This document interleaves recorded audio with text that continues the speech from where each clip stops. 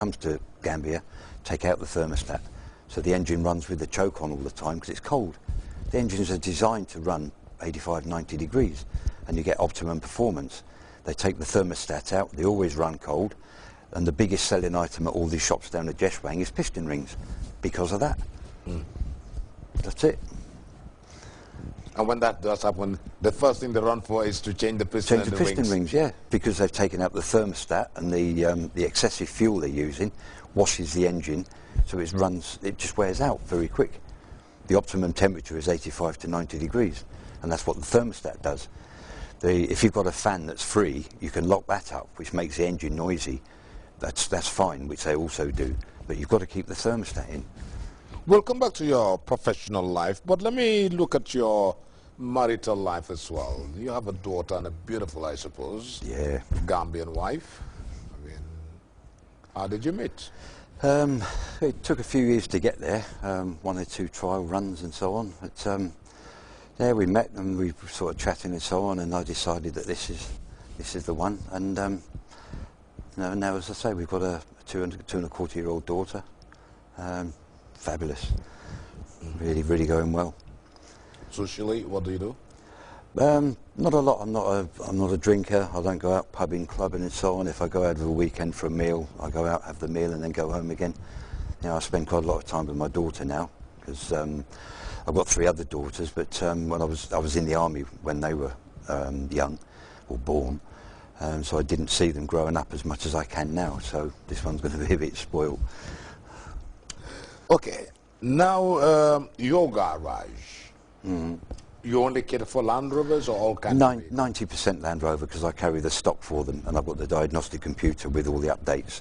So if a brand new car comes over, I can sort it out. Ah, you must be doing a lot of business with MRC. No, I assist them, Okay, but they've got their own workshop. Okay. But when it comes to the technical stuff, because I've got the support, like a week or so ago when Sets of Tile was on, I spent the morning down there going through 1 or 2 of their technical jobs. So we work well together. All right, now let me come back to your professional career. I understand you're also a physical training instructor. And I think you have to have the police here. So far, policemen are not very strong. Don't you think it would be a good idea to tell the IG that probably you could train his men? You thought about that? Nah, I'm sure the police will forgive me for this. Some of them are my very good friends now. But I think they need some training. No, they've got their own people for that. They got their own people for that. Good. So.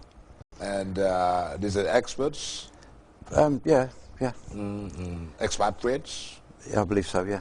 Oh, okay. And they could also recruit from the army because they've got people right there. I see them running up and down our road, and it sort of takes me back to when I was screaming and shouting at hundreds of people to run a bit quicker and so on. As a physical training instructor, what have you been doing? What were the main things? Adventure training,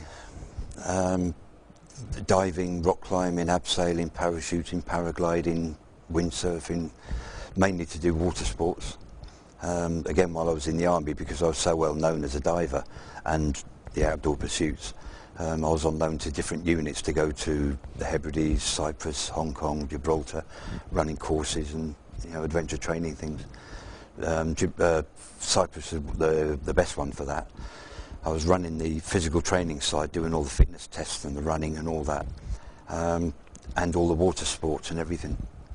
We got there on a Friday lunchtime, and they work on summer hours where they finish at lunchtime, and I had to organise for the Monday 80-odd people with different activities. Well, everything had closed. I managed it, but on the Tuesday everything was all sorted, and there was all the different activities you could think of. And as again, I'm an instructor on most of it, so yeah, I'll make it work. Let me go back to your work with the mobile traffic, police mobile traffic. And do you do classes? Do you take classes with them? Do you instruct No. them? I advise occasionally if they've got any queries or anything like that, but it's just basically on-site work. When I turn up, quite often I take over and I control what's going on and control the traffic. So I've got my whistle and my reflective jacket and all the rest of it. And sometimes I get the drivers saying, "Oh, who are you?" You know, and the police soon put them right. Are you actually physically standing Yeah, on traffic yeah, and yeah. stop? Quite often I'm the first one on the scene. Really? You know, I remember one time it was raining a year or so back, and I was at the traffic lights and there was an accident there, and I was, before the police turned up, I was there overruling the traffic lights to control the traffic with these two cars that were blocking the way. And once the police turned up and they did their drawings and measurements and all the rest of it, then I dragged the cars off the road, swept up, and off I went. That's basically it. Were people not astonished to see you doing that, and they didn't say, "Hey, where are you coming from?" They're used to it now. I've been doing it for so long. But then, after all, they'll understand that here's someone trying to help the situation. Yeah, Okay, Yeah. okay. yeah. And do you have radio shows wherein you go in and join the? I know the traffic police have a traffic talk program. No, that was an associate of mine, a friend of mine, Okay. who I was actually in the army with him, so I've known him for some 30-odd years. He was one of the ones that I was beasting at the time. So, no, he's just a very good friend. He was taking care of that. But I help him out now and then, but that was mainly his thing. Now let me take you to the underwater thing that you do, the diving part of it. I mean, you have done this for the Gambia Ports Authority. I mean, salvaging a couple of trucks and saving them. When such things happen, they have their own divers as well. Why do they call you? Because their divers are not properly trained and they're not capable of doing the work, basically. The first one I did, when I got onto the scene, and I'm going back some years now, the two divers that were from the Port Authority that were trying to find the truck, they both ended up with decompression sickness because they were in the water too long and they still never found the truck. And one of them was quite seriously ill in Dakar, you know, with the problems. You've got to know the score. I've been doing it for quite a long time. And I go down. The quickest I've ever found one was from leaving the surface to finding the truck 60 feet down, securing my safety rope to it so I could go back up and then put the heavy ropes down it. It was 8 minutes. And then I have to wait for the equipment and all the rest of it to do the job. That was a bit of luck, just going straight down and getting onto the right point. Any plans for you to offer training? I have offered. That's one of the projects I mentioned to His Excellency and I were talking about.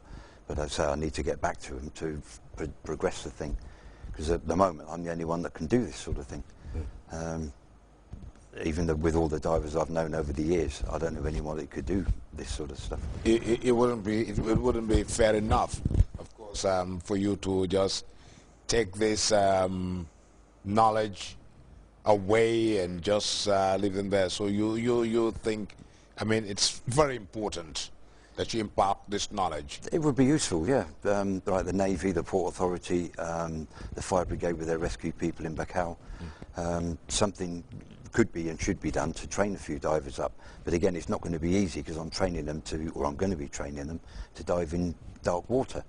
So if they're at all claustrophobic or anything, they can have a problem. It's not just like you go on holiday and you spend a few days training to be a diver and you're fully qualified. You know, I work on the old school where you go through snorkel, swimming before that.